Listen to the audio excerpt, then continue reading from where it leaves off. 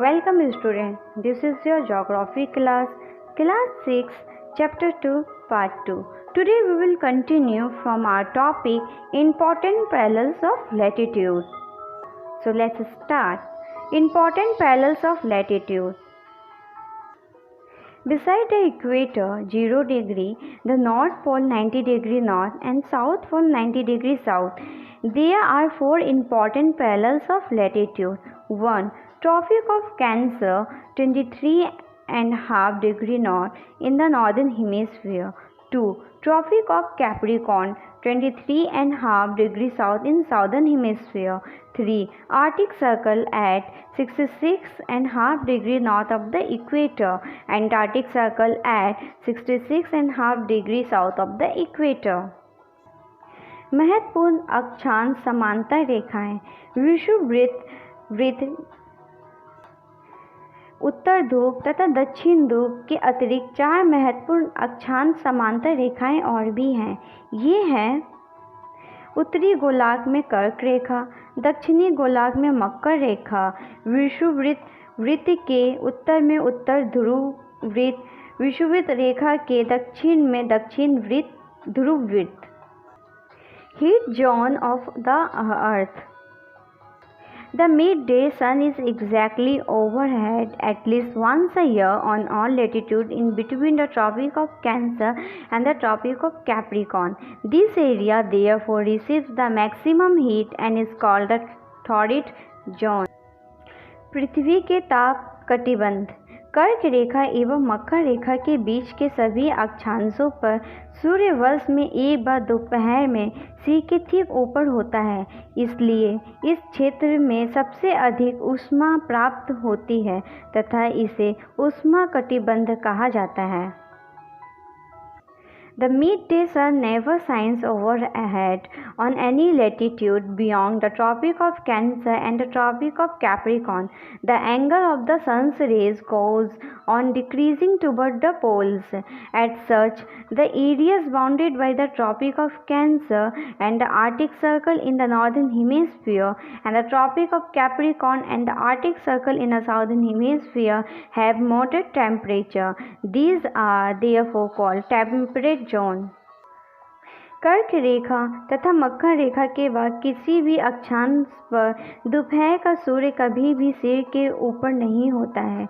ध्रुव की तरफ सूर्य की किरणें तिरछी होती जाती है। इस प्रकार उत्तरी गोलार्ध में कर्क रेखा एवं उत्तर ध्रुव वृत्त तथा दक्षिणी गोलार्ध में मकर रेखा एवं दक्षिण ध्रुव वृत्त के बीच वाले क्षेत्र का तापमान मध्यम रहता है, इसलिए इन्हें शीतोष्ण कटिबंध कहा जाता है। Areas lying between the Arctic Circle and the North Pole in northern hemisphere and Antarctic Circle in the South Pole in the southern hemisphere are very cold. It is because here the sun does not rise much above the horizon. Therefore, its rays are always slanting and provide less heat. These are therefore called frigid zone, very cold. उत्तरी गोलार्ध में उत्तर ध्रुव वृत्त एवं उत्तरी ध्रुव तथा दक्षिणी गोलार्ध में दक्षिणी ध्रुव वृत्त एवं दक्षिणी ध्रुव के बीच के क्षेत्र में ठंड बहुत होती है, क्योंकि यह सूर्य क्षितिज से ज़्यादा ऊपर नहीं आ पाता, इसलिए ये शीत कटिबंध कहलाते हैं। Water longitude. To fix the position of a place, it is necessary to know something more than the latitude of that place. You can see, for example, that Tonga Island in the Pacific Ocean and Mauritius Island in the Indian Ocean are situated on the same latitude, that is 20 degrees south.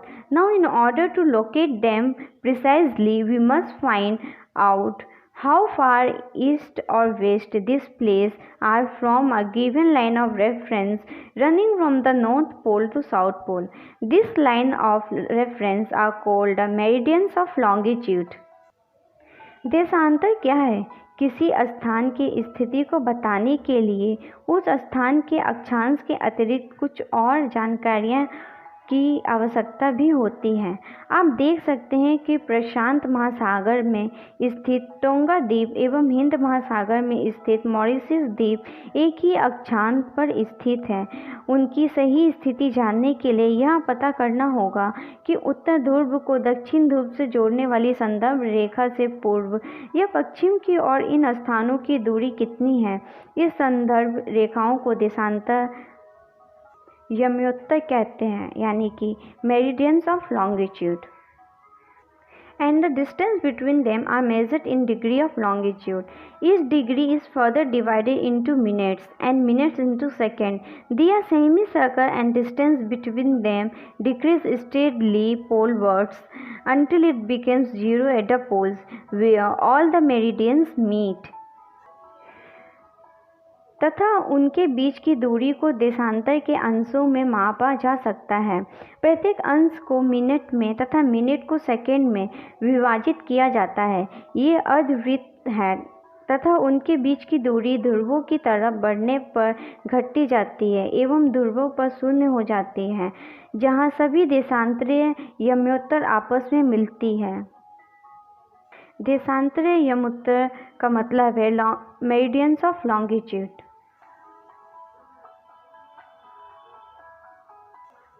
Unlike parallel of latitude, all meridians are equal length. Thus, it was difficult to number the meridians. Hence, all countries decided that the count should begin from the meridians which pass through Greenwich, where the British Royal Observatory is located. This meridian is called the prime meridian. Its value is 0 degree longitude, and from it we count 180 degree eastward as well as 180 degree westward. The prime meridian and 180 degree meridian divide the earth into two equal halves, the eastern hemisphere and the western hemisphere. Therefore, the longitude of the place is followed by the letter E for the east and W for the west.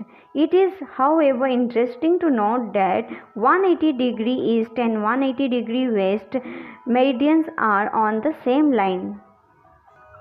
अक्षांश समांतर रेखाओं से भिन्न सभी देशांतरीय यमोत्तरों की लंबाई समान होती है, इसलिए इन्हें सिर्फ मुख्य संख्याओं में व्यक्त करना कठिन था। तब सभी देशों ने निश्चय किया कि ग्रीनविच, जहां ब्रिटिश राजकीय वेधशाला स्थित है, से गुजरने वाली यमोत्तर से पूर्व और पश्चिम की ओर गिनती शुरू की जाए।